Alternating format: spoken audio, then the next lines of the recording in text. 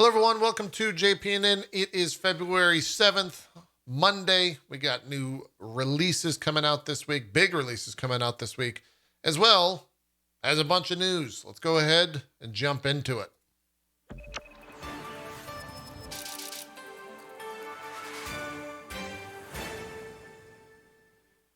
Let us begin with the releases for the week. Sifu is coming out tomorrow. We played a little bit of it already on the early access portion of the game. It's hard as fuck. It's really difficult. It does not care that you suck at that game. It only wants you to get better. That's pretty much my 30-second review of Sifu. Definitely jump into it if you want to be challenged. Definitely be careful about jumping into it if you suck at games. It's really what I'll say with that. It's tough. It's tough. Crusader Kings 3 Royal Court, which is the DLC, comes out for that game. I also think there's a console launch pretty soon. I don't know if that's tied in with the expansion, but feel free to go and check it out if you are on console. Ollie Ollie World, very good reviews. That launches tomorrow, as well as Apex Legends Season 12, which they're calling Defiance, which includes, I believe, a new map. There's a new game type, as well as a new character by the name of Mad Maggie. On the 10th, Crossfire X is coming to Xbox Series X and Xbox Series S. This is where I answer a hashtag ad and say I will be playing that on stream this Thursday. Come by the stream, check it out, see what you think. We've also got smaller releases like Kung Fu Kickball, Ocean's Heart, things like that.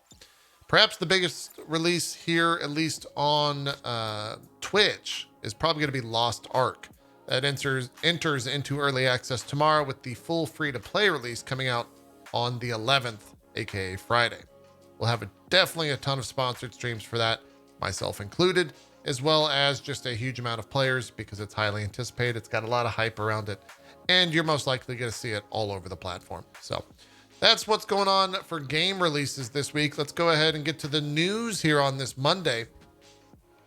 Stadia has come out and reportedly deprioritized itself, as Google is going to be focusing on selling streaming tech to third parties. They've basically deprioritized it as it has a reduced interest in negotiating blockbuster titles for the service, having largely shifted its focus to selling the service's underlying technology to third parties. That, and no one gave a fuck about Stadia, and most likely no one's going to care that it's been deprioritized. Pretty classic Google to go ahead and move forward with the project in a different manner and shelve it. That's kind of what they always do. It just didn't do that well, unfortunately. I do think that there's hope in the streaming world and the cloud world, but Stadia didn't get it done. They tried. Fire Emblem Heroes, which is a free-to-play game out of Nintendo, has generated $959 million in the past 5 years, and it's now Nintendo's highest earning mobile game to date since the February release back in 2017.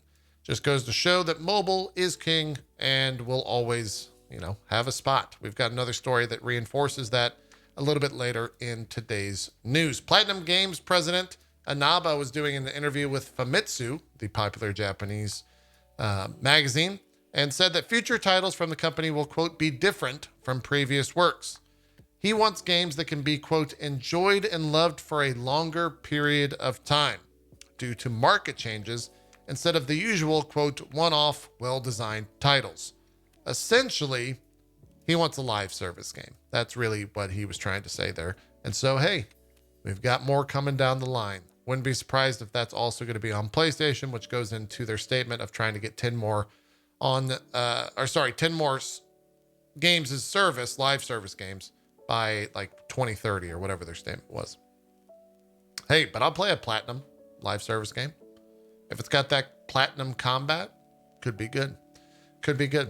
Activision Blizzard has reported an all-time high of $5.1 billion in microtransactions and subscription revenue in 2021. Absolutely insane amount, and really just goes to show that MTX are here to stay. They're not going anywhere.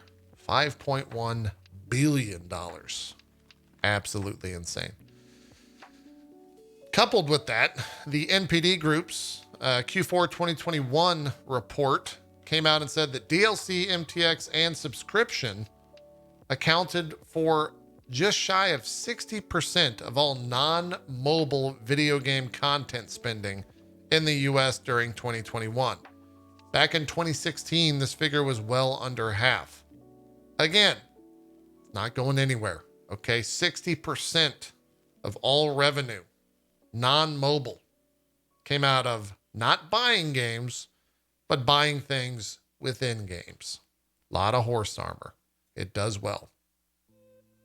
Jade Raymond, of course, launching Haven Studio this past year, did an interview with a French news website. She was talking a little bit about her deal with Sony and their current project.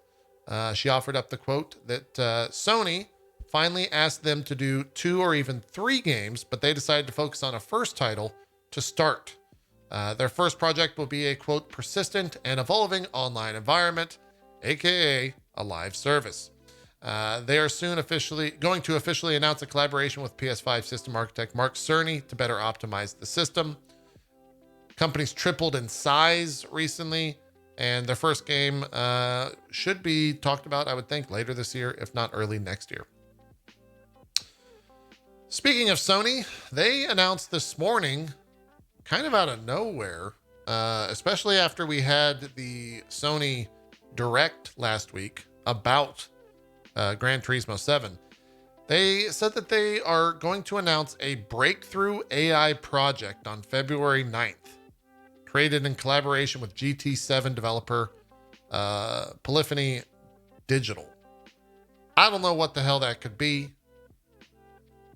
Maybe there's some sort of like, I don't know what, I'm not even going to wager what that could be. But I guess we'll figure out what's happening in 2 days and cover that story. In the realm of VR, on Steam at least, 3 million VR units have been accounted for. Headsets on Steam are up about 30% year over year, which is surprising to me because you don't really hear people talk about VR anymore. You don't really hear all that much. The only thing you do is about the MetaQuest being renamed, and then people doing some crazy shit in VR in terms of the VR chat. So kind of surprising to see that people are still buying those headsets, but the more the merrier. Maybe that means we actually get more Half-Life Alyxes, which I am a huge fan of. itch.io announced their stance on NFTs in our NFT minute here on the show on Twitter. Their stance was very direct. I will go ahead and read it for you here. They tweeted, a few have asked about our stance on NFTs. NFTs are a scam. If you think they are legitimately useful for anything other than the exploitation of creators, financial scams, and the destruction of the planet, we ask that you please reevaluate your life choices. Peace. They followed it up and said, also, fuck any company that says they support creators and also endorses NFTs in any way. They only care about their own profit and the opportunity for wealth above anyone else, especially given the now easily available discourse concerning the problems of NFTs. They responded to that tweet and said, how can you be so dense? I don't think we're going to see any NFTs coming out of itch.io. I really don't. I think that they're pretty strong. That's my industry insider analysis. I think they're pretty against it. You know, I don't believe that we'll see any in the future coming out of them. Absolutely wild. Konami, speaking of NFTs, but not speaking of NFTs, but also speaking of fuck Konami. Yu-Gi-Oh! Master Duel hit 10 million downloads this past month. The popular trading card game went digital for the first time, and it did very, very well. 10 million downloads for that game. They are probably printing money over there. A lot of craziness. There was an article on Business Insider pertaining to Halo Infinite and how the game seems to be struggling to retain players at the moment. They were averaging around 30,000 concurrent players on Steam, and it just seems to be kind of winding down. I don't necessarily know if that's the case. I mean, I think that's kind of just how it goes. If you look at kind of how all these other, I think Apex Legends is probably something to compare it to. They don't necessarily have the character, the world to draw from. There's not like any updates in that regard. It's just Halo, it's just Halo. It also doesn't account for any of the Xbox players, which I would think probably is where most of the Halo community is currently at, but who knows? I wouldn't be so down on Halo. I think we'll hopefully get some more updates and maybe some news on what the future of that story looks like, if we're going to get smaller updates or whatnot. I think we'll also get a bunch of players interested in Halo again once Forge and once Co-op comes out, as I think that's going to be here in a couple months. Around spring is the last time I believe they mentioned that type of stuff. Path of Exile, of course, launched its brand new league last Friday, and they had a brand new record for all-time people logged in. It was about 260,000 people playing that game all at once. Congratulations to Grinding Gear Games. I hope that game continues to grow all the way up until Path of Exile 2. We'll see what happens with that. Dying Light 2 dominating Steam over the past weekend as that game came out. The top 3 sellers are all different versions of Dying Light 2. Lost Ark sitting at number 4 right now with the Platinum Founders Pack, because that game's going to be launching tomorrow in early access. And then Dying Light 2 Stay Human, of course, at 5th. It also hit 275,000 people playing that game at launch, which is one of the highest, if not the highest, for a zombie-related game. So it sold very well on launch initially, which is cool. I think you could really give credit to the idea that Dying Light 1 was supported for so long and is really just overall a great co-op experience if you haven't dove into that. Speaking of Techland, the developers behind Dying Light, they announced they will be implementing some hotfixes during the upcoming week for both the PC versions and console versions of that game. You could probably play and be fine. It's not really super buggy. We finished the game main story wise over the weekend. Wouldn't say it's buggy. I would just say the story's a little bit kind of random, kind of all over the place, kind of silly. It is what it is. It is what it is. What else is going on?